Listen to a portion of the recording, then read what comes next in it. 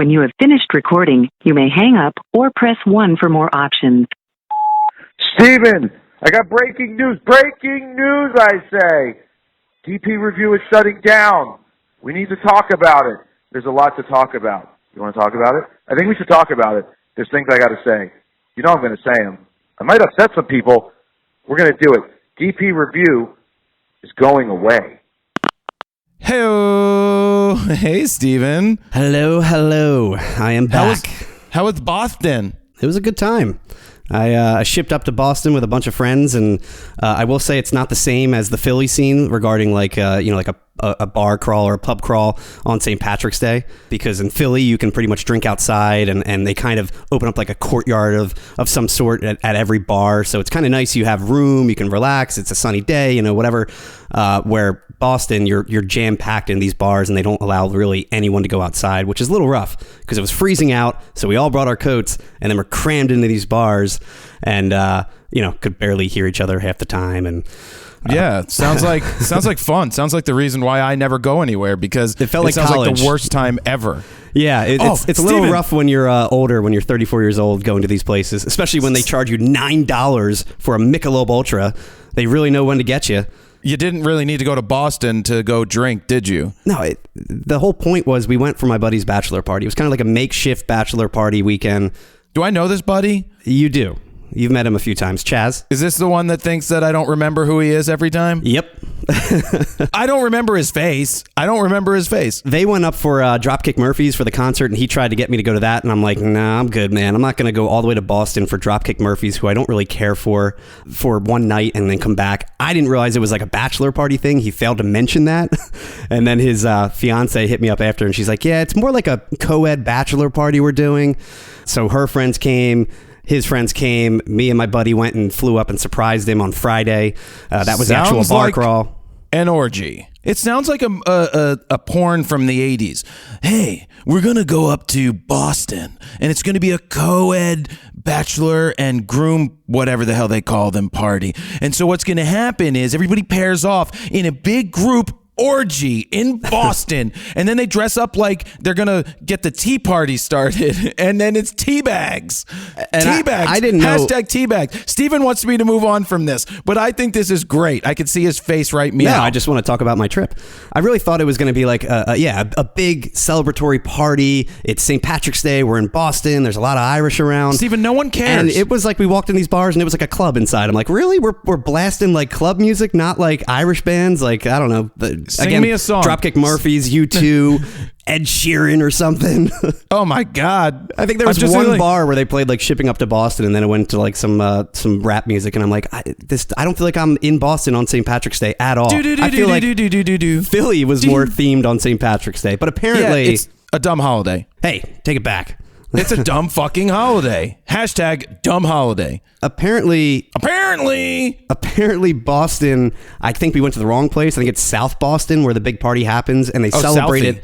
Southie. It's more South Boston, and it's more on the weekend, like all the parades and everything. So I think actual St. Patrick's Day, if it's on a weekday, not much happens, and we pretty much noticed that. I think the only bar that had like a line around it was the Black Rose, which is like in the heart of Boston, but we didn't even go in because it was like a $20 cover, and the line was all around, so it was a good time overall, but it flew by. The flight, man, we were up in the air, and all of a sudden it's like, we're descending now. I know, that's why you fly. Felt like a and don't drive 45-minute flight. That's why you don't drive 6 hours to get there. They took the train, and it was like a 6 or 7 hour train. It's a 6 hour train. I'm like, I'm only paying like $50 more for a flight. I'd much rather do that. I've done it. It sucks. Hey, Steven, did you stand outside of a bar? When you left the bar, did you do this? Hey, you. Do you like apples? I got her number. How about them apples? I had no idea what you were doing at first.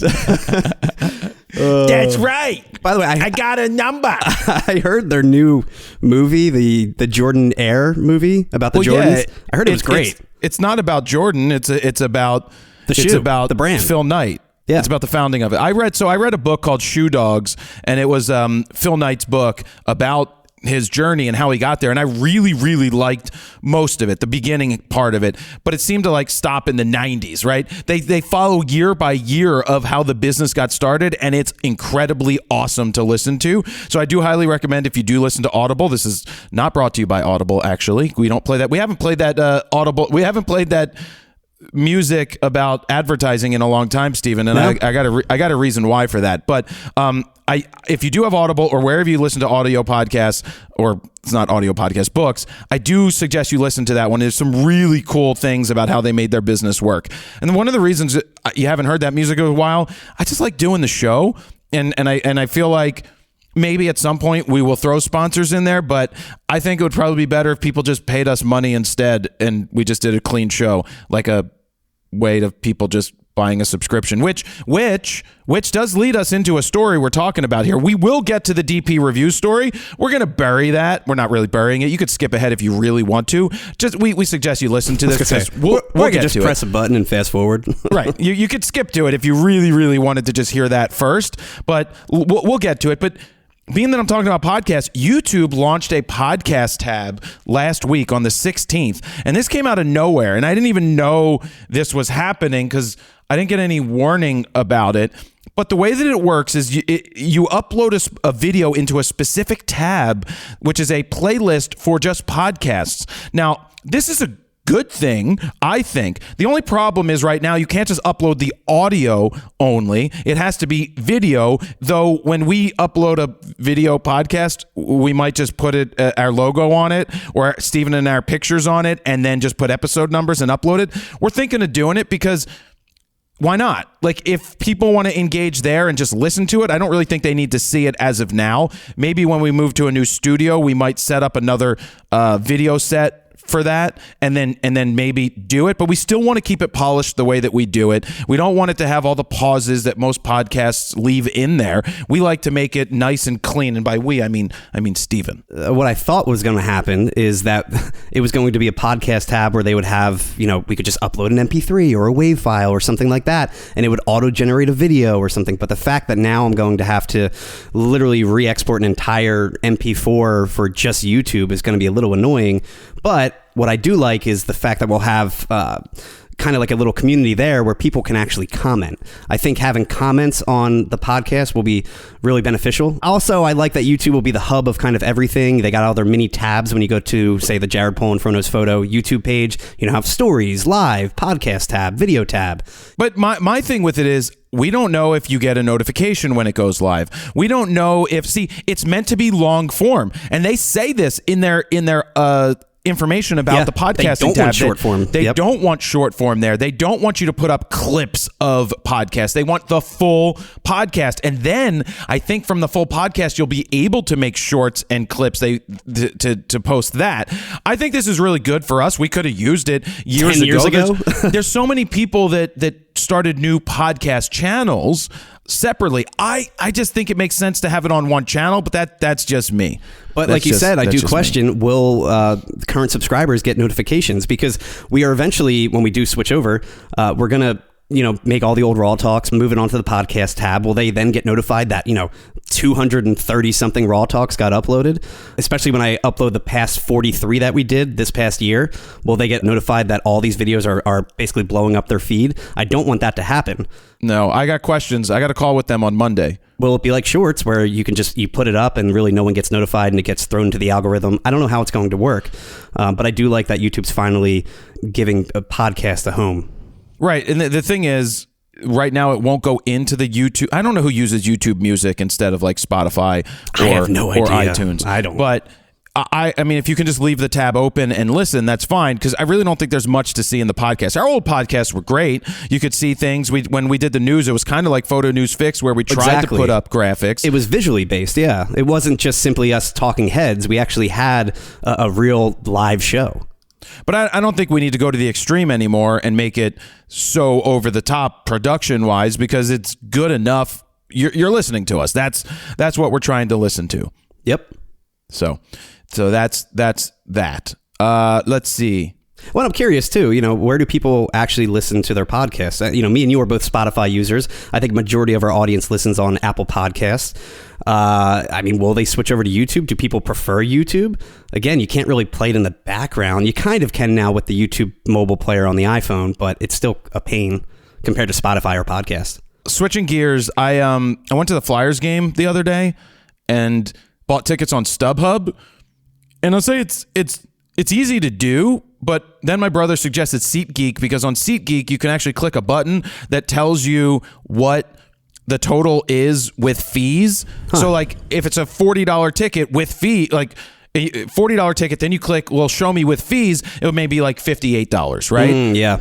Now with StubHub, it shows you what the cost of the ticket is. Then you have to go through like 9 different clicks. Then you have to click on your payment method before it ever even shows you what the fee is going to be. So I bought tickets that were like $60, $65, and then fee ended up being like $20 or $21 each, right? Which is really annoying, the fee part of it. But the fact that they hide it near the end is annoying. And then when we were at the game, the people that were in row 2, they're like, yeah, we waited till the puck dropped and we got them $35 each with fees for second row. Once the game started. But that's if I wanted to do that. I didn't want to do that. I wanted to make sure I had something early because I was going to go with someone. But it was only 2 days early. But I wanted a good seat. Now, SeatGeek had less expensive tickets, but not as good. My whole thing, the reason I'm bringing this up is I don't care what the fee is, right? If it's just one number. If you Unless just it's show a me Ticketmaster fee, which are insane. Yeah, but just show me the number. I don't care how the fee breaks down. I don't care. If a ticket is $80 to go see a concert, then a ticket is $80 to go see a concert, and that includes the fee. If it was $60 and $20 fee, I don't want to see the $60 and I don't want to see the $20. That's just going to piss me off. But if I see just $80 and that's the cost of the ticket, then just absorb it all. You guys deal with your fees on the back end. I don't want to know anything else about it. I remember the days of Ticketmaster, for example, being like $5 for the fee, maybe $10 at most. And now I think it was The Cure that just announced an arena tour or something like that. And I think their tickets were purposely set low to combat fees. And the fees ended up being more expensive than the actual tickets. Like, for example, I think it was like $80 tickets or something, which for an arena, good seats, that's really cheap. But I think there was 2 like $40 fees that ended up being like $82 total for both like the arena fee and for the Ticketmaster online fee. And yeah, it ended up being more money just to pay for the fees versus the actual ticket. You know, a year or two ago when I was still working for the radio station, I didn't have to buy a concert ticket for 12, 13 years. You know, it's been quite some time. And man, fees have changed. They really have. Yeah, it's annoying. I mean, you hear all this talk, like everybody's all up in arms about Ticketmaster, and a lot of it is not Ticketmaster's fault. A lot of it comes down to the bands and the promoters needing a bigger cut, and they try to hide it and blame Ticketmaster for it. I'm not defending Ticketmaster here, but there's 2 sides to how it all works. Like, Taylor Swift can set the price of her tickets, right? She can work something out to make it work, but it's like, you need to have Ticketmaster. You need a place to buy tickets that has a whole system running. I think Spotify needs to get into that game, though. If they can start selling their own tickets and actually have some kind of a competition against Ticketmaster, because right now Ticketmaster is pretty much a monopoly for the most part. There's going to be fees in that too. So no, I agree, but who knows? Are they going to be less? You know. But you know my take on fees, especially inconvenience fees when you go to Las Vegas. Like, you get to Vegas. Oh, when I went to Vegas last year for the bowling, and someone was trying to check in, and it was too early. They're like, well, we have a $35 fee if you want to check in early. If you have a room available, give the person the room. Stop with this bullshit nickel and dime stuff, because it's like, oh, a room is $40 a night. But then there's a convenience fee of $37 for Wi-Fi, towels at the pool, some other bullshit. And then if you want to check in early, they want to charge you more money. It's such bullshit. And I actually think when Biden talked on the State of the Union, one of the things he talked about was getting rid of hidden fees, or all the added fees, which would affect airlines, which would affect anybody that's adding bullshit. I'm for that. I get rid of these bullshit fees everywhere. And my whole thing is, look, if the fees are somewhere, but they're in the total price, like if I go to Vegas and the room is $63 instead of $20, but there's $43 in fees, I'm going to be more pissed off. Just tell me the price. Just make the price of the room and include everything. It's called added value. Why do you think, like,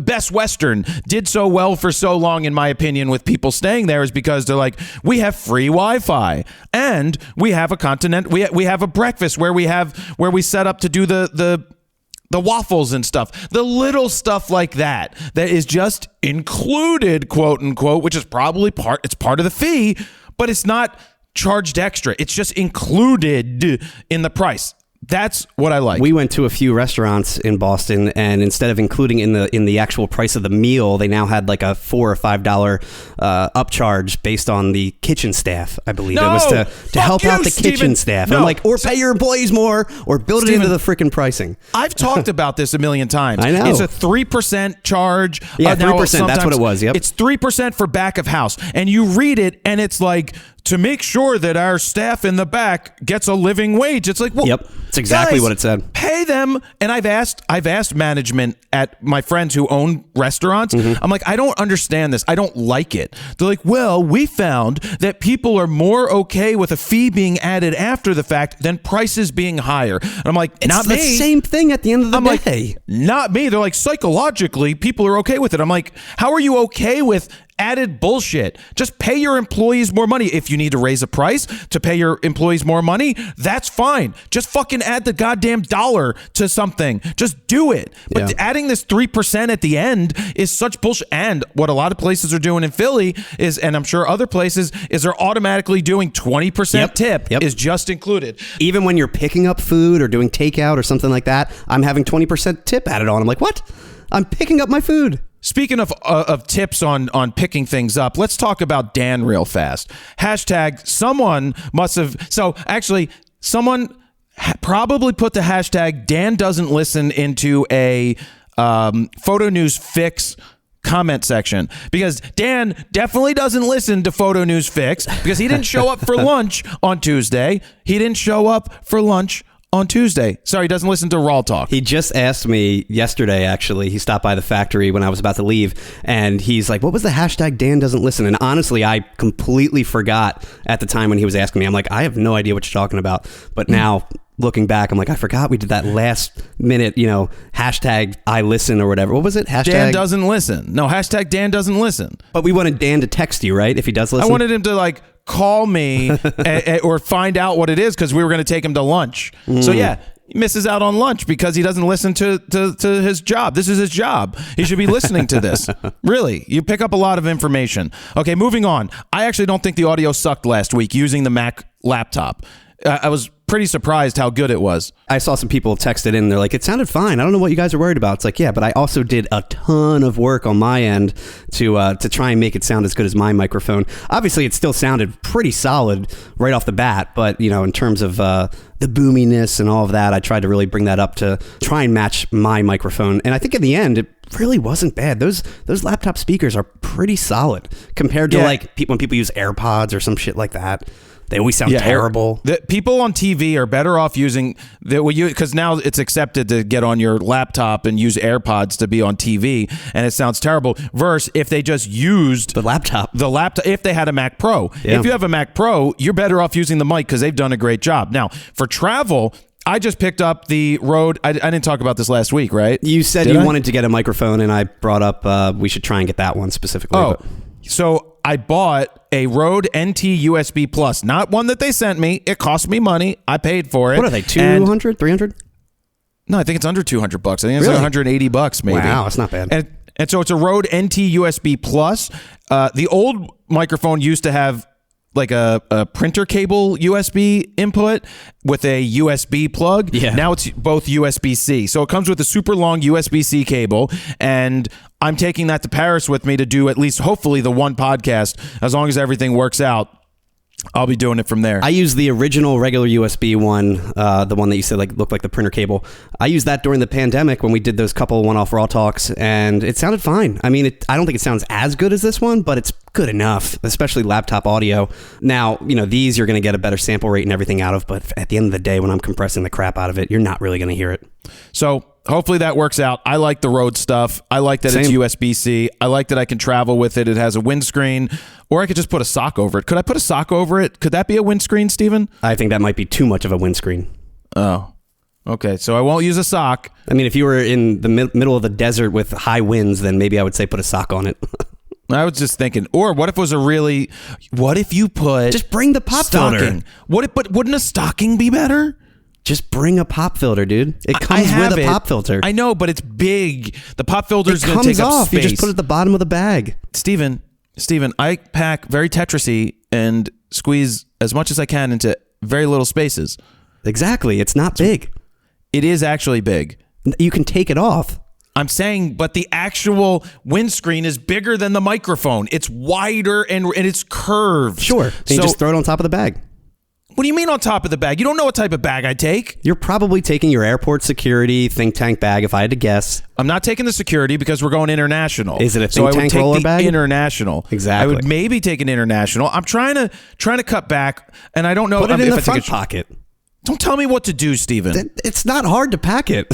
Don't tell me what to do. Okay. I don't bring the biggest blue hard shell luggage suitcase with everything in it like you. Because I don't wear the same clothes every day. Sorry. I'm going to take 2 pairs of jeans this time. Pair 1 and pair 2. And wear the Today same I'm shirt wearing all week? pair 3. No, I'll have like 4 or 5 shirts for 9 days. I mean, but packing your shirts it's like packing a baby's shirt. My shirts take no space. Literally, they're so thin and small, they take up no room at all. That's the point, and they don't get wrinkly. And maybe I'll they pack look great. They look so good. They do look good, Steven. You take it back. Take it back. I said Steven. They look good, man. Yeah, you're full of shit. Nah, they don't look douchey at all. Oh, okay. Douchey says what? Huh? Yeah, exactly. Douchey says what? I didn't say the other word. So a few weeks ago, I reached out to those Lilo photo booth people. Remember the photo booth where they're it's like a high-end photo booth with better lighting? Yeah. So they emailed back with some really dumb stuff. They're like, oh, we could schedule a time for you to come out to the mall in Miami. What was it? Next week. You wanted to know like what camera and everything they used, right? I want to know the specs. I want to know everything. Yeah. And so then they emailed me. They're like, oh, we're going to be putting one in the Prussia Mall soon. And I'm like, do you mean the King of Prussia Mall? And they're like, yeah. I'm like, all right, when you put one in the King of Prussia Mall, you let me know. Close. Because I'll drive to the King of Prussia Mall, the 35 minutes, depending on traffic, because it's a really bad traffic area to get there. And we will go try out the Lilo photo booth, but I don't think this shit's going to work. I don't think they have any clue what they're doing, to be honest with you. Can you film inside a mall? Is that considered like a public area? Steven, if we are inside a photo booth that they don't know what's going on, is it a public area? No. It's a private area, but if we are there for Lilo to video the booth and do a story on it, we will get Simon Mall's sign off. But how many vloggers and teenagers and everything film shit I agree. In malls at this point? Yeah, everybody. You know, I mean, haven't you ever filmed with a lady inside of a changing room in the back of every week a thing? Yeah. You could Google that. If you go to a website, I usually upload it to a certain website. Yeah, if you type in changing room, those are pretty good. Amateur is even better. If you type in amateur changing room. So that's what you're into? Amateur. Yeah, more amateur than pro. I don't like the pro. I'm not into your Kylie. What was her name? I don't know. You don't know? You remember when we were at... what was it called? The AVN Awards. The AVNs, and you're like, I know her. I know her. I've seen her. I'm like, yeah, I don't know who she is. I definitely have never watched her work. Nope. And there was like a line around the whole... Remember how long the line was? And how many GWCs there were? There were more guys with cameras there than there were at actually... the photo show. The photo show, yeah. I got recognized by so many people there. They're like, hey, Fro, it's good to see you. I bought this camera because of you. And then there were glass holes back then. Google Glass was new, and it was like 2015. Yeah. And some guy was going around with Google Glass, and I'm talking to him. I'm like, I think this is fucking stupid that you're just filming me as we're having a conversation right now. Like, without my knowledge. For those that don't know, the AVN Awards are the Adult Video Network Awards in Vegas. And Toy Expo. And they happened to run the same week that we were there for either... It was CES, I think. It wasn't CES. I was speaking at an internet marketing event. Oh, okay. It was for that. And we happened to get press passes for the What was your AVN Awards. Do you remember what your press pass said, Steven? Oh, man. I'm sure. I guarantee I still have it somewhere because I keep all of my passes. Head of DVDA. DVDA, that's what we called it. I forgot. Didn't we make up the website like right then and there? No, I bought it. FroKnowsDildos.com. That's it. I bought it, and yours was head of DVDA. Oh, man. Which I thought was great. I thought it was great. Didn't the one person recognize me when we're at like the condom section? They're like, "Hey, you're on 104.5, aren't you? The radio." Yeah, I'm like, how do you know me? It was Billy Boy condoms, I believe. Didn't we get a backpack full of condoms from them? I did, and there was little bottles of lube, spermicidal lube. Yeah, you got recognized by a girl. Yeah, I was like, how do you radio? She's like, like, how do you hey. know what I look like?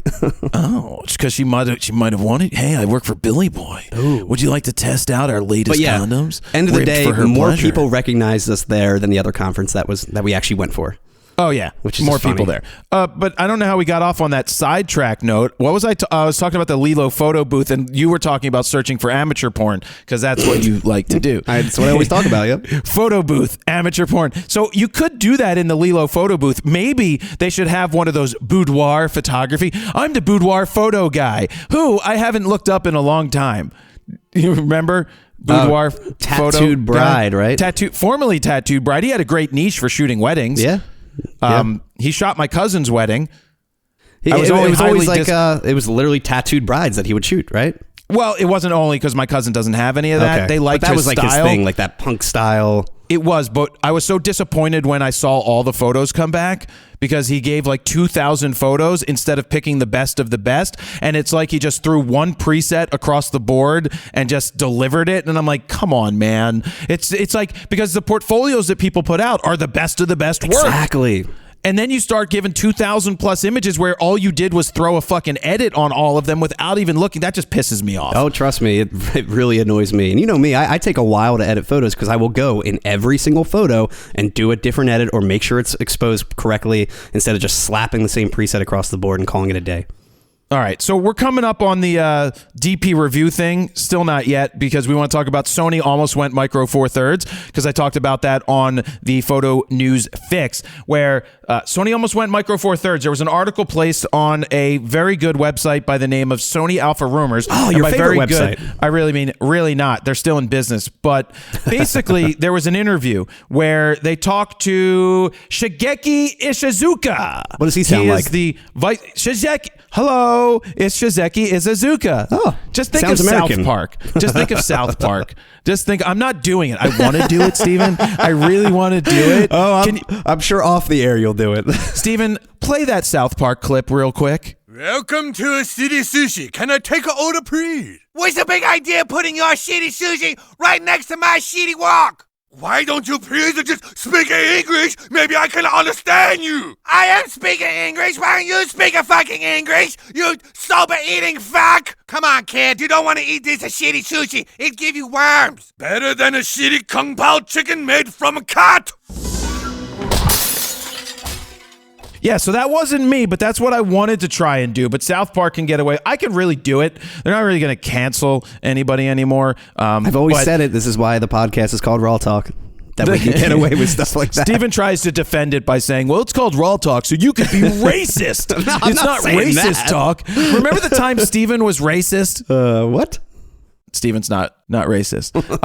So let's read the transcripts here. The first model that came out of the business integration with Konica Minolta was the A100. After that, the A700, the A200, the A35, the A350 were released. Only the first model, the A100, sold a little bit, but the rest were not very good in terms of sales. So this is Sony opening up. And in 2008, we released a full-frame, high-end, single-lens reflex camera called the A900, but unfortunately, it didn't sell either. That A900 was actually pretty cool. I never shot it, but it had that fixed pellicle mirror, which I had no idea that Nikon had something similar in like the 80s that they tried, or maybe it was the 90s. I know that Canon tried to do one with the Canon 1RS with a fixed pellicle mirror. I don't even know what camera that is.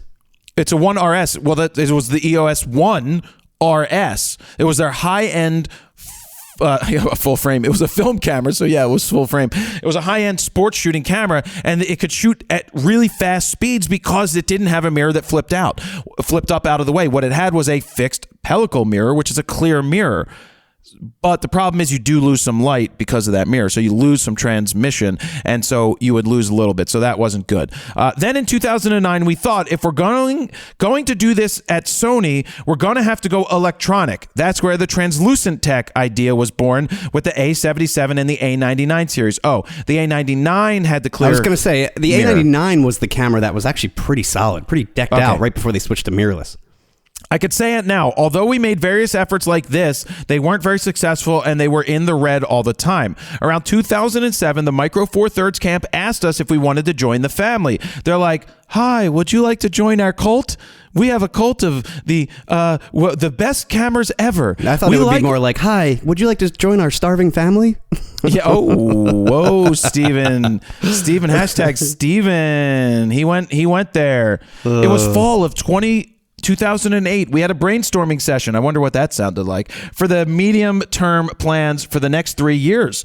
Of course, Sony's interchangeable lens cameras would have to be made smaller and mirrorless. The question was, what kind of system should we use? One option was, let's go Micro Four Thirds. Option 2 was, let's shift to mirrorless while maintaining the assets and brand of the A and do a miniaturized version. I had a few other ideas, but these two were the most realistic. Was the A-mount series 2, was that also called Alpha, or was that only with the E-mount? Did they call everything Alpha? I think it is Alpha. I think it is Alpha because it was A, because I'm looking at a picture right now that shows one of those cameras. All right, so it says, quote, if you did it for Micro Four Thirds, it would have definitely been smaller. But if we would have done that, we would have been completely on the same playing field as our competitors, and we would have wasted all A assets from Konica Minolta. So we decided it was better to develop an in-house mirrorless solution, and that is the E-mount. That continues to this day. To be honest, at the time I thought that mirrorless idea was to make a small camera that would fit in a pocket and was aimed at general consumers. That's why I didn't intend to create a full lineup of lenses, only the standard series. And no, I didn't think at the moment that mirrorless would go full frame. Interesting. So it's interesting that they never expected to go full frame, and that maybe the E-mount wasn't designed to be a full frame mount. That's why it was smaller. What is it? Is it 42 millimeters or something in diameter? That I don't know, Steven. Much smaller than Canon and Nikon's, which are 55, 54. I don't even recall, Steven. Yeah. I have no idea. Well, they can do 1.2 lenses, which for the longest time, it was rumored that they couldn't. So what's interesting about Sony, when they started doing mirrorless cameras, they started with those NEX cameras, right? The NEX. Wasn't that Samsung? No.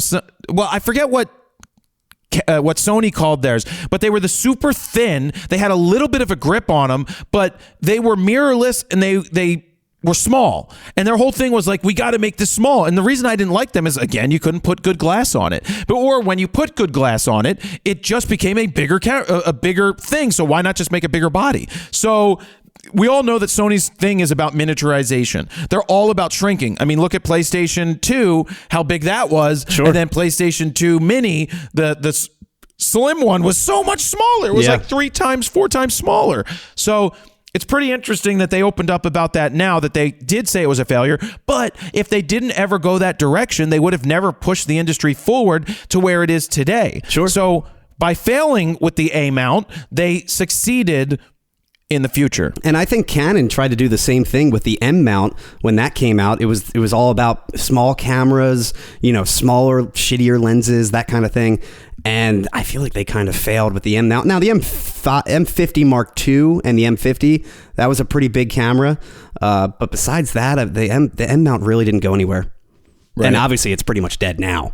But back to Sony, the A99 II, I remember when that came out. That was like 2015 or so, 2016 maybe. It was their last like A-mount camera. And I remember they pretty much hit a home run with that. Spec-wise, it was spec'd out like crazy. But they ended up killing that A-mount, which they said at the time they weren't killing. But clearly today, there hasn't really been a camera since announced for the A-mount. And yeah, they really pushed the industry forward with the Alpha 7 series starting out. They did. I think it's time, Steven. I think it's time we get to the big discussion, because we actually have more stuff to talk about after it. But I think I think it's time. So It's time. The big news is, and we maybe should have done a video a week before this saying that we have rumors of it. Well, I wonder if we could have done that. If we could have done rumors, because we knew we heard inklings, we heard through the and grapevine, rumblings yes, that it was happening. That exactly what happened was about to happen on all fronts. you actually had it in the RAWtalk notes for last week to talk about to try and I'm like, we can't talk about that. We also thought it was going to be announced last week. We did. And it was probably supposed to be. So what we're talking about is DPreview has posted on their website, and you probably know by now, especially if you watched RAWtalk, that the Photo News Fix. Whatever, Steven. I get it wrong every time. That DPreview is coming to a close. The website. That is 25 years of photography resource coming to a close. Not only is it coming to a close, but it's going to disappear. Deleted from the internet forever. As of now. Now, most people, or some people, didn't know that Amazon bought DPreview in 2007. It was one of their first acquisitions as a company. If I recall correct, it might have been $15 million. It might have been a lot of money and a lot of stock. I think your buddy told us how much it was, and it was around that number, if I recall. Oh. Well, I don't recall if that's what he told me. If I got it right, 20 or something like that. I don't know that it was 20, but it was a lot of money. It was. And so, the original guy, I think it was Phil Ashley. Phil. I don't know. He was from DPreview. Basically left altogether. The other guy stayed on for a long time to run it, and is still hanging around, but not with DPreview at this point. What most people don't understand or know is that DPreview for the last year has been running on fumes anyway. Yeah. We've known that they've only had like one writer there. Behind the one scenes, or two writers. we knew, yeah. They've been looking for writers for a long time. And for the last year, they've been struggling from the standpoint of getting writers. And I love how people are all like, I'm going to boycott Amazon if this happens. No, you're not.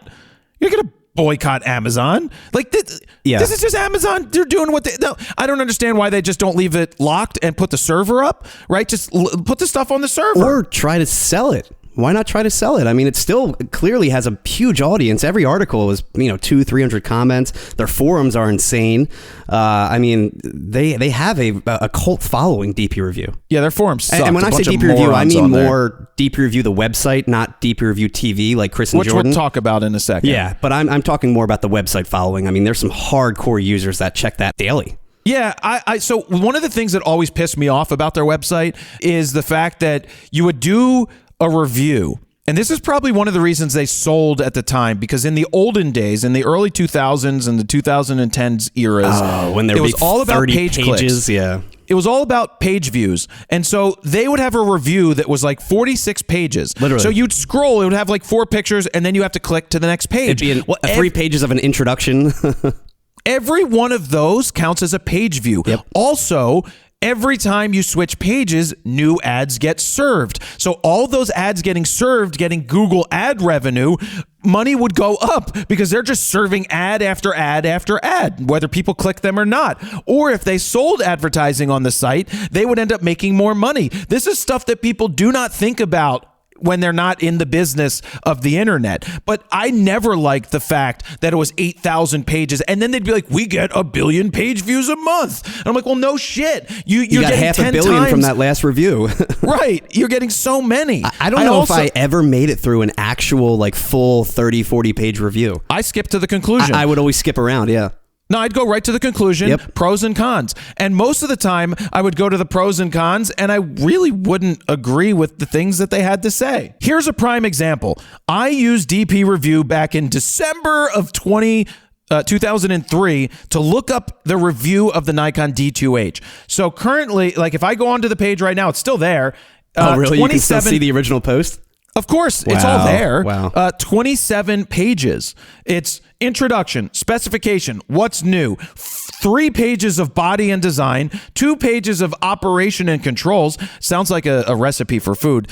Display, 1 for display, 2 for menus, another 1 for timing and sizes, 2 for features, 1 for wireless, 3 for software, 3 for photo tests, 4 for compared to. Page 26 is conclusion and 27 is samples. Yeah, almost 30 pages every single review. So let me read you the conclusion. I want to read you the cons. Slightly more noise at ISO 200 than the EOS 1D. Noise level similar to the EOS 1D from ISO 400 to 1600. We had expected better. Disappointing automatic white balance performance. Slow flash sync. Some photographers will miss Firewire. Odd Nikon capture editing sharpness. Wow. Overall conclusion, the Nikon D2H is one of a very few cameras which feels almost perfectly sorted. But this, I mean, it's very difficult to use the camera and find faults. Man, I remember this being more negative back in the day. We highly recommend this camera. It does say highly recommend the camera. It does say that right at the bottom. So which one should I buy? A question I get asked several times a day and wouldn't like to say in a new addition to my review after the amount of feedback I normally get. So anyway, 27 pages of that, zero comments. Oh, probably because they instituted a new comment system later on. Yeah, I'm sure a lot of the comments got wiped, I would assume. Unless it was in the forum. The forum, I think a lot of that stuff saved. I think I'm banned from their forum. I wonder why. No, you know why I got banned from their forum? Because early on in Frono's photo days, I used to go and post links to my YouTube videos. You would just spam them with Frono's photo links? I would answer. I'm like, oh, check out my links. I mean, that's what you would do on YouTube. Did you do it to Ken Rockwell's website too? No, but did you hear I put Ken Rockwell in the photo news fix this week? Well, won't you put if you want to donate to or feed my family or something? What does he always put? He said, help support my growing family. That's it. On every single review. Like Ken Rockwell's website will never go down. Donate link. Yeah, it's still there. I mean, he hasn't changed his website. His website looks like it's still 1998 all over again. It is. Yeah. It's still old HTML. He refuses to update it. I love it. So anyway, with DPreview, it's actually fun to go into the archives of DP Review and look back in like 98, 99, 2000. Just for historical purposes, like they really should leave this website archived or up and running. I get like the server space and everything, but there's so much information that backlogs all the way to 1998, right? When they started. There's no reason why Amazon should turn off the website. No. There's no reason. It costs. I'm assuming it doesn't cost very much to store this website, a couple $100 a month, if that, and it's probably still going to generate ad revenue and backlinks for people going to buy stuff on Amazon. Now, why would Amazon close a company like this? One, it's not profitable anymore. But first off, when Amazon bought them, Amazon was hands off. They just paid the employees because people became employees of Amazon. That's why nobody really knew that Amazon owned them. Right. But we could tell it was really bad when they used to do sponsored content. You know, this is product.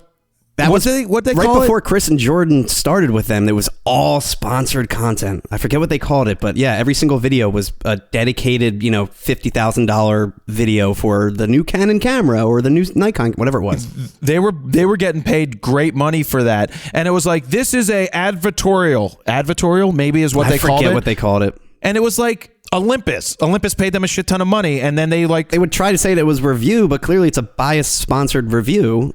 Yeah, they would try to hide it, and even when Jordan and Chris came along, they were still uploading shitty videos. Like it's like Rishi or someone else would do a test. Yeah, the DP Review crew would still be uploading to the channel while Chris and Jordan were trying to do their thing too. Eventually, they stopped that. And it's funny because every time Chris and Jordan would put out a video, the comment section would be there. But when it's the regular DP Review video, they would turn off commenting because of all the hate they would get. So one thing I want to say is that before I started Frono's Photo and JaredPolin.com, I had this idea with Greg back in the day for Pro Photo 101. And he's like, well, how are we going to get people to look at it? I'm like, DP Review is going to link to us. Look, they've got links to other websites. I thought that I was going to be able to just call them and be like, hey, put a link on my website to be another resource. Probably wasn't going to happen at the time. But hey. But you are so technical though, Jared. No, but look, we ended up working with them plenty. They ended up linking to us from different times. We all worked together, and I became one of the resources. And so I always went to DP Review to read what they had to say. I didn't always agree with the things that they had to say. I didn't agree with a lot because a lot of it became technical. And part of it was they were more people that take pictures of test charts than actually go into the real world. And when they went into the real world, you go and you click and you look at these photos and you're like, these photos suck. And I'm talking before Jordan and Chris. Yeah, you're talking about like the test charts and that kind of thing, right? Not just test charts, but I'm talking about going back 10, 15 years, even more recently, whoever would go, they're writers. They're people that write articles about cameras and test them. They're not actual photographers. And the photos reflected that. Because we were on some of the same trips that some of these people were on, and we're like, these are the photos that you're posting?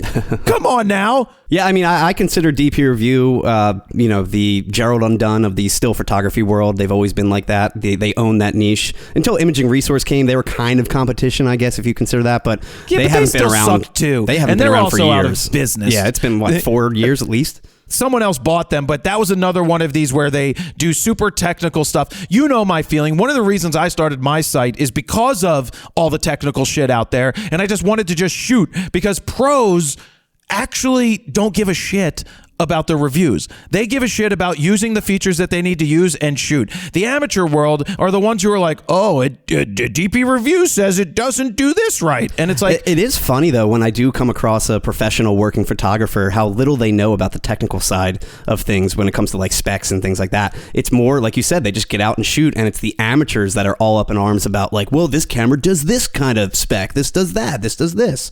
The nitty gritty, you know?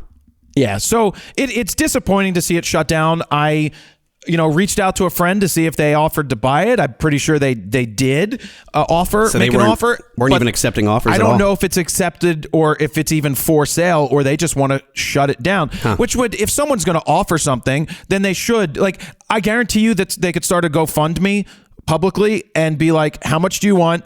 Just to archive this, sure, because it should be archived. And I know that Petapixel talked about some people are working on archiving the site as of now and to download all the sample images. I don't care about a sample image from a camera 15 years ago. Now, from an archival standpoint, it's kind of cool from a historical standpoint to go back and see all that stuff. I never looked at their charts. I never gave a shit about their I remember looking at their D2H charts being like, and you took a picture of a black fucking wall, right? A black box, and now you're showing us noise. I don't care. Yeah, but it was nice to compare it to something because you don't really know what you're missing until you compare it to something. So when they would have that, for chart, like the ISO chart, for example, and you can look at the 5D Mark II versus the whatever equivalent cameras were on Nikon and Sony at the time, it was always really nice to kind of be like, oh, okay, at ISO 800 where I'm usually at, it's way noisier than this camera. Maybe I should look into that camera. I don't know. It's just really interesting to see true, proper scientific testing on these camera sensors. So I'm looking at back on the D2H. The guy went and photographed hockey. Who's the author? I think this is Phil Askey. Oh, He's this the founder. The OG founder, yeah. He's the founder. There was two of them, right? It was him and who else? I don't know who else started it. I don't remember. Because they're not London-based at first. Yeah, they're not the greatest hockey pictures. 1/320th of a second at 3.2 plus 0.33 EV. Auto, yeah. Yeah, I mean, but at least he went out into the real world and took pictures. I got to give him that. Sure. And not bad for 2003. But yeah, most of the pictures here are snapshots of London, which is one of the reasons I still try and started at the beginning to make sure that we had real world situations. Yes, and by real world I mean like an actual photo shoot. When did they move to the U.S.? When Amazon bought them? I don't think everybody moved to Seattle specifically. Well, yeah, Seattle was Amazon. Amazon, yeah. But yeah, I think Phil decided to just go into like auto racing or something. I think his kid got into go-karts and racing, if I recall from seeing stuff. I think I might have followed him on Facebook back in the day. Sure, he got some nice stock from Amazon too, right? Yeah, but if you didn't sit on it, if you sold it out a long time ago, you didn't reap the whole rewards. But good on them for creating something back then that was the source for photography and has been for 25 years. And that's why they were able to sell it to Amazon and just continue on because they were there early. Ken Rockwell was there early. Oh, yeah. I remember I was there pretty late. When you called me and told me that you heard through the grapevine that DPreview was shutting down and basically being erased from the internet, I was shocked. Absolutely shocked, especially because it's corporate owned from Amazon. I would think that they would at least leave it up. But the fact that they're deleting it, that's scary. So we're going to see what happens there. But I'm sure you guys are more interested to hear about Chris and Jordan. Now, I heard this as well through the grapevine early that Chris and Jordan were going to land at Petapixel. Mm-hmm. And so they ended up landing at Petapixel. And I've got a lot to say about this, and Steven is very hesitant in this whole situation to hear what I'm going to say, because I've got a lot to say about Jordan and Chris going to Petapixel. And real quick, before you get into that, I do question, is the YouTube channel being deleted from DPreview as well? Will that be up? It's not on Amazon servers. Correct. That might still exist and still stay. Who will take the ad revenue?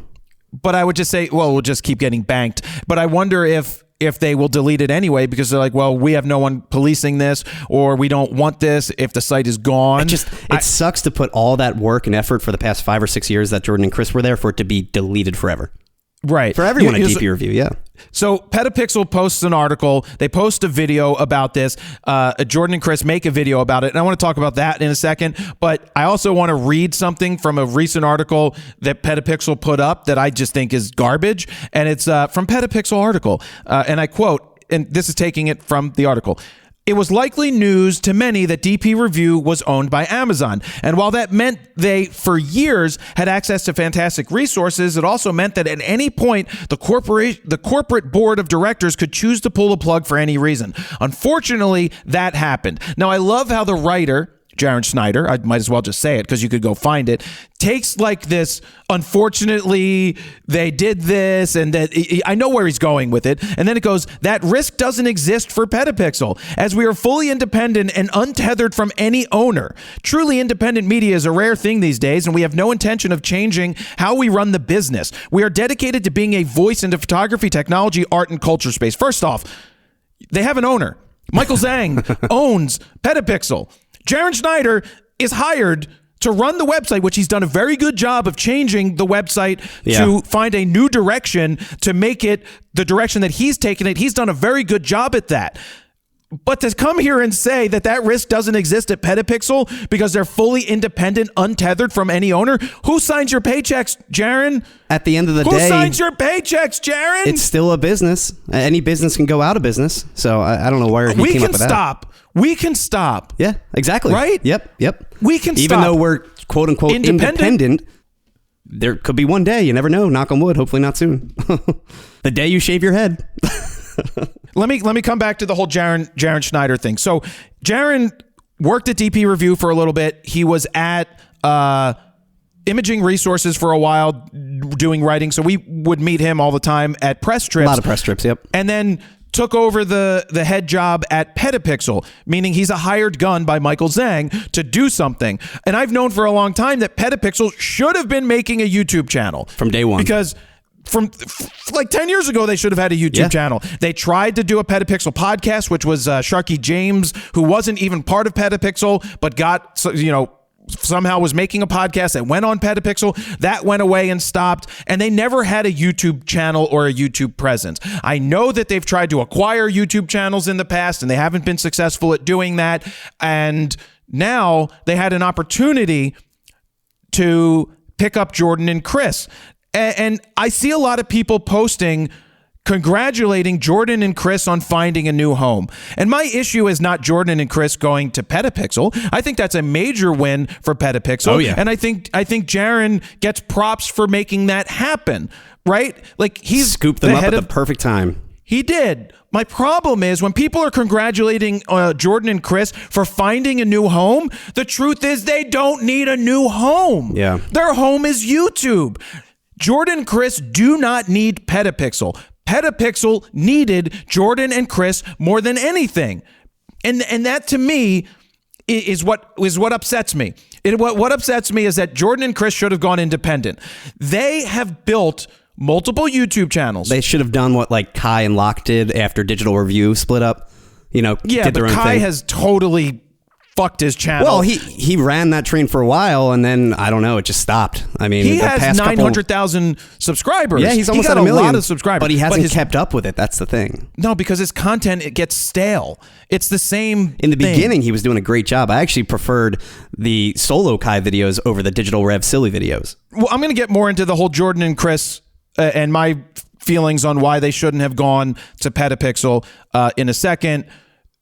Well, actually, when I talk about this, so when Steven and I were talking about this, we actually talked about it years ago when they made the move to DPreview. Right. When they left Camera Store TV, they built that whole thing and they were doing great. Now, they went to DPreview because that seems like a solid job. That seems like a way to get a paycheck and make videos. My suggestion back then was, hey, 5 years ago, guys, you built one channel. You don't need DPreview.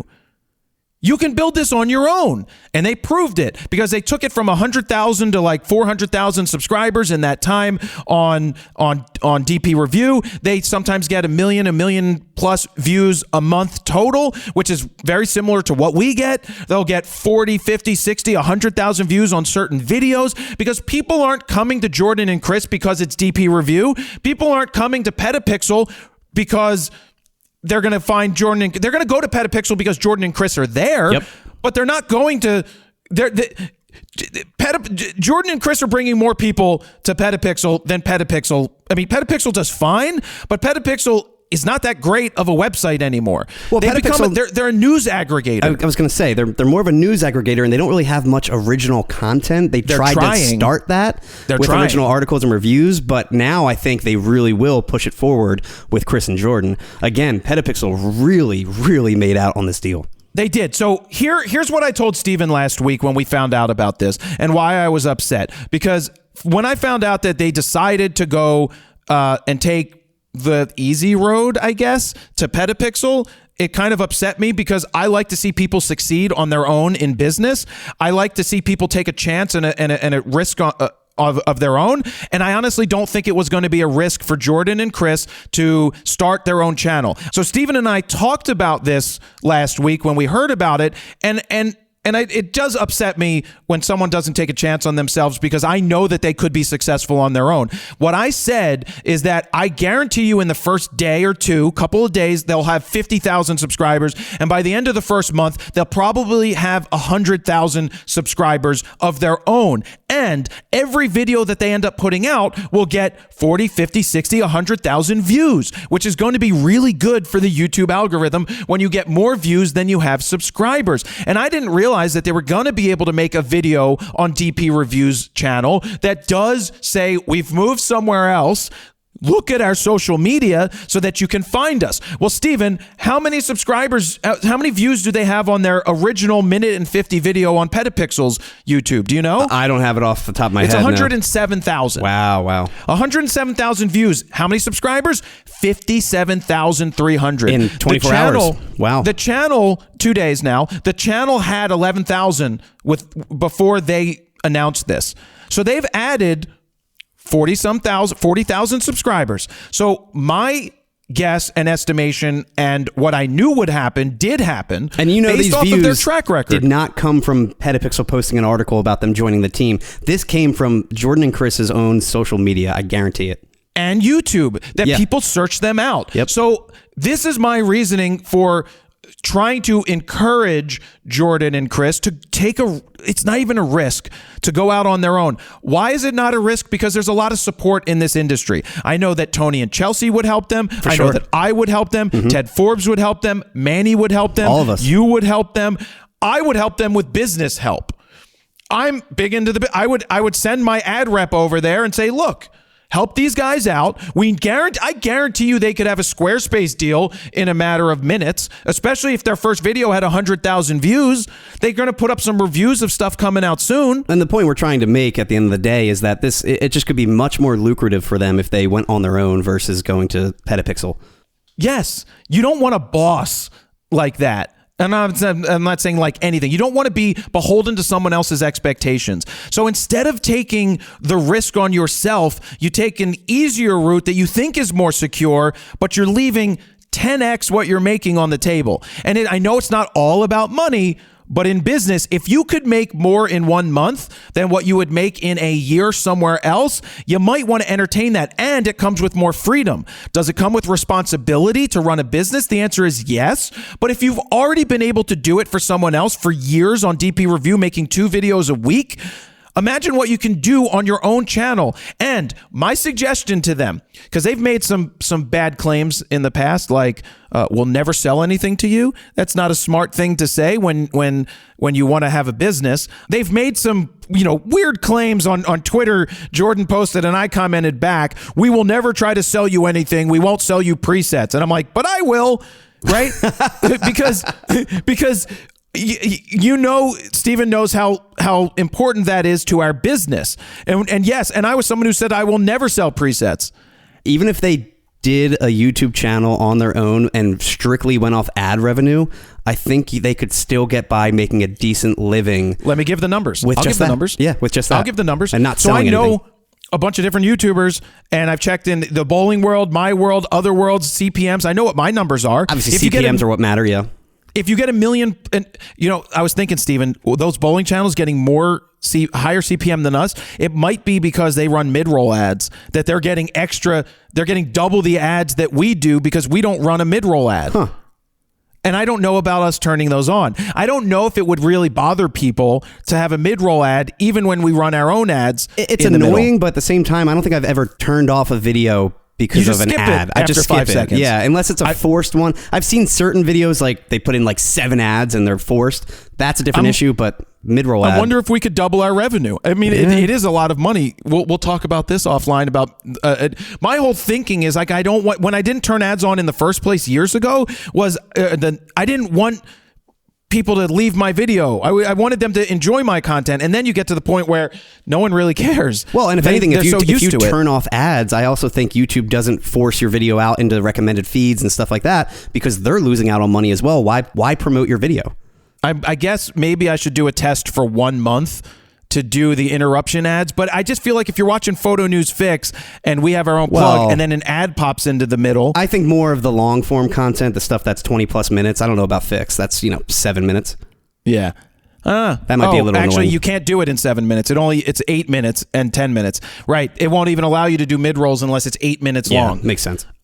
So numbers, if you're doing like 1 million, 1.5 million views a month, you're going to make anywhere from roughly $8,000 to $16,000 depending on your CPM. This is after YouTube's cut? Yeah, after YouTube's cut. If you got like a $22 or a $20 CPM, right now we're at $12.66, which is low. We've been as high as $17. It's just the time of year right now, but maybe ours would go higher. So we can do 120, 140, 150 grand a year just off of AdSense money. Now they won't have the backlog of videos going, but it's really not the backlog of videos that make you the money on ads. It's the new videos. So if you're doing 2 a week, if you're pulling in 1 million views a month because you're making content, then you're going to be generating a good amount of revenue. And that's just one source. Another source is, hey guys, people love you, Jordan and Chris. DPreview has a bunch of old heads that hang around, that have money, that want to hear what you have to say. I'm not a Patreon fan, but you guys should have a Patreon page.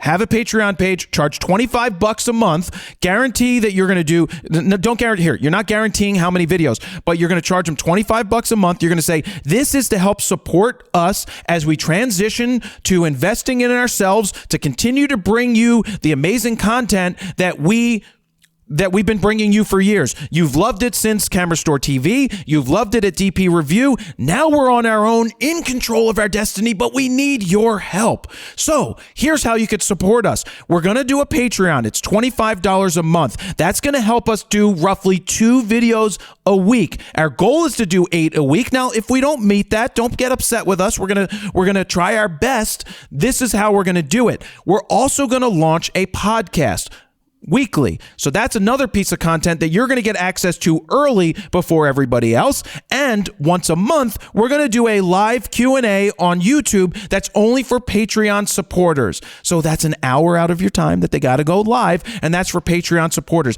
They're going to have 1,000 people sign up. They just had 60,000 50,000 plus subscribers show up to their new channel, there's no doubt in my mind that they could do I think we could do it. I just feel bad about doing a Patreon because I feel like what the hell could we offer beyond what we already offer that doesn't take up more work? Exactly. I went on a rant there, Steven. But no, that's fine. I do question also, with them joining Petapixel, who is getting the ad revenue from those videos? Is it Petapixel, I assume, because it's under the Petapixel moniker and they're the channel gonna get name? it. But even if it's a split, you're not getting the value. Petapixel does not bring anything to the table for Jordan and Chris. Jordan and Chris bring everything that Petapixel needed. Like I said, Petapixel, news aggregator. Since Jaron took over, they've done more posts a day. It used to be 2 or 3 a day would go, and it was stuff that was actually about the photo industry. Now, there's dumb shit like someone took a selfie and fell off of a bridge and died, right? Or dumb shit, just if it mentions a camera, they're going to do a story on it. They're also trying the original content, which they've done a good job about that, but I just think they put too much up, and it just pushes the other articles down. I also wonder, back to the Jordan and Chris discussion, I don't know what their terms were, but if they could have negotiated something like, hey, we're going to have our own YouTube channel, and then you can post that on Petapixel, but we're going to collect all the ad revenue from our personal YouTube channel, and then they become their own brand at that point instead of being, again, under Petapixel's name. I mean, that's what I would have done. I would have made a deal it's best of both worlds. You could do your own channel, but also be, involved with Petapixel. But that doesn't benefit Petapixel, right? So when Petapixel's in control of the channel, that makes sense. But what happens when Petapixel goes away? Or what happens, and I don't think Petapixel's going away, but what happens if Jordan and Chris decide to go out on their own in 6 months or a year whenever their deal is done? One, this is why I still think it was a mistake to build someone else's channel when from day one you would have had 50,000 fucking subscribers on your own channel and been off to the races. Am I angry, Steven? The answer is I'm just upset because You're passionate. I'm passionate because I know that they could have done it. I know they could have done it on their own. And that's what upsets me more is that they went and went to Petapixel. I really wish they didn't do it. I wonder if from day one, if instead of being under the Camera Store TV moniker, if they were under Chris and Jordan and started their own channel, instead of starting, this being the 3rd time they're restarting the channel, would they be up to like 1 million subscribers at this point? If they were on their own. If they were on their own, never restarted. I get they started it at the Camera Store, and that's cool. Well, they had access to all the gear, just like you, Alan's camera. You had access to all the gear. But I had it was my channel. That's what I'm saying, though. It was your channel from day one, so you built that up to 1.42 million subscribers today. But if you had to restart 3 separate times, I mean, what would you be at now? You'd be nothing. I don't know. But the crazy thing to think about is I've been at it for 13 years. So most of those subscribers that we have on the channel are dead. They're gone. I don't mean they're physically dead. I just mean they're not into photography and they don't watch anymore. And YouTube has downgraded the importance of subscribers because you can see that all the time that most of our views come from non-subscribed people, the recommended feed. And so Jordan and Chris starting over today, I think, is a hell of a lot easier than starting over all those years ago. And if you sure, get 100,000 but at least subs, you have the clout of saying you have 1.42 million subscribers for advertising purposes and stuff like that. But when they get similar views to us, they were getting pretty similar views on DPreview TV. Oh, yeah. By the end that we are each month. That just shows that it doesn't matter how many subs you have.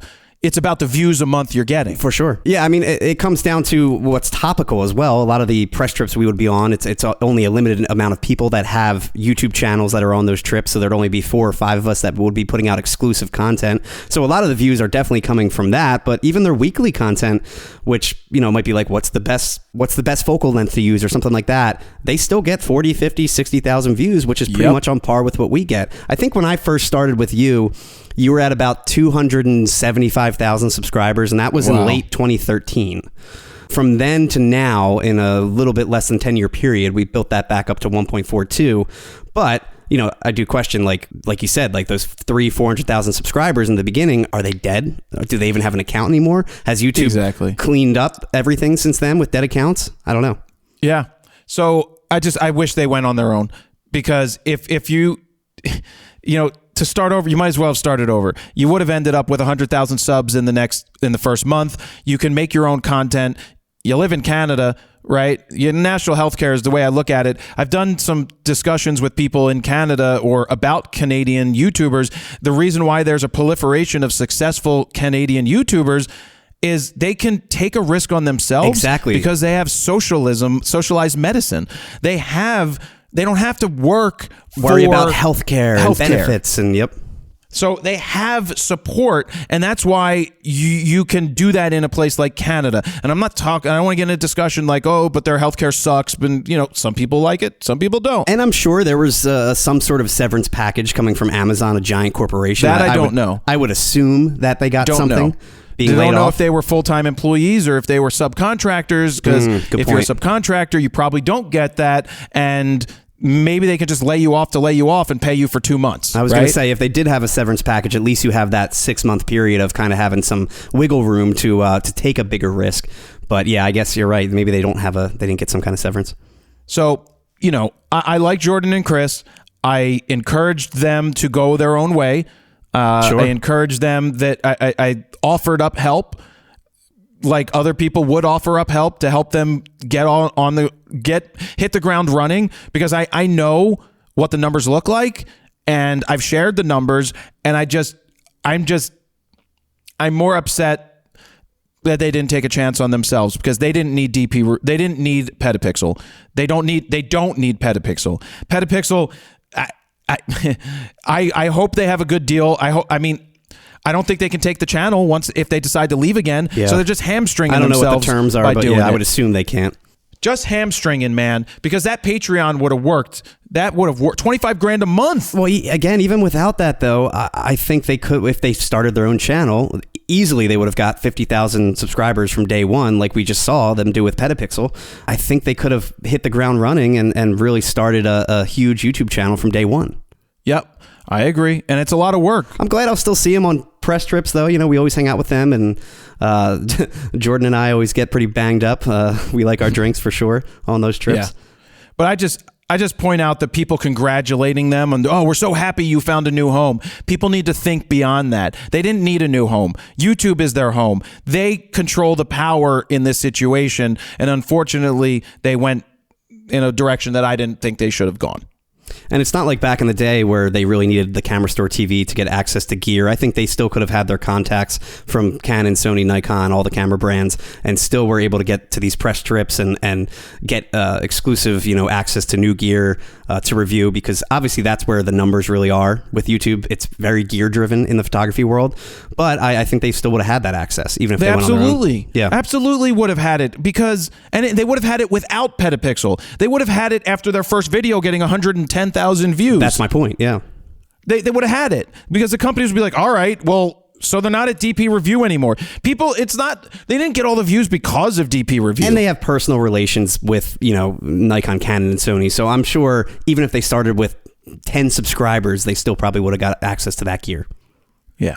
All right, let's put that one to bed. That's my thoughts on that. We'll follow this into the future and see what they end up doing. But again, I'm curious if they're going to, kill the entire DPreview YouTube channel, because they really did build that up from scratch for the most part. And it's a shame. They put a lot of work and effort into that for it to all go to waste and be deleted forever. I'm still upset. Steven's like, why are you so upset? Why do you get so upset what other people do? Yeah, you were getting very upset. I'm like, why? It's their lives. Let them do whatever they want. I know, but like I said, I get your upset point. I get it. When people have the potential to be successful and the potential to take the risk and do what I did, and I know not everybody's me, but that's why I get upset, because I see it. I already laid the formula out in my brain. I always say it's a lot harder to take an extreme risk like that on your own when you do have kids, a family, all of that. But I don't know if it would have been that much of a risk for them. They're a proven entity, and they proved it with the first video. People love Jordan and Chris. Yeah, they didn't get 110,000 views on the video because Petapixel posted it. We know for a fact when Petapixel posts someone's video, we have a friend, Dave Tries This, right? Is it David Tries This or Dave Tries This? I named that fucking page for him. Dave Tries This is a friend, and he was doing some stuff for Petapixel, some reviews, and some video on his his own channel, and if the video was posted on Petapixel, maybe he'd get 300-400 extra views on a video. No, I would say a few thousand. I'd say 3,000-4,000 maybe. No, that's not where the original views came from. You're looking at, it was anywhere from like 400 to 700 or 800 maybe would happen, but the others would just start to happen organically from the search. But he could see the numbers. Like, he's like, I put the video up 3 days ago, then Petapixel posted, then it was posted on Petapixel, and I see a spike, but it's only a couple of 100 views that came from Petapixel. I mean, we've seen it too. We had our content posted on there a few times, and really it doesn't do anything. It doesn't do anything at all, especially when you're used to getting 50, 60, 70,000 views per video.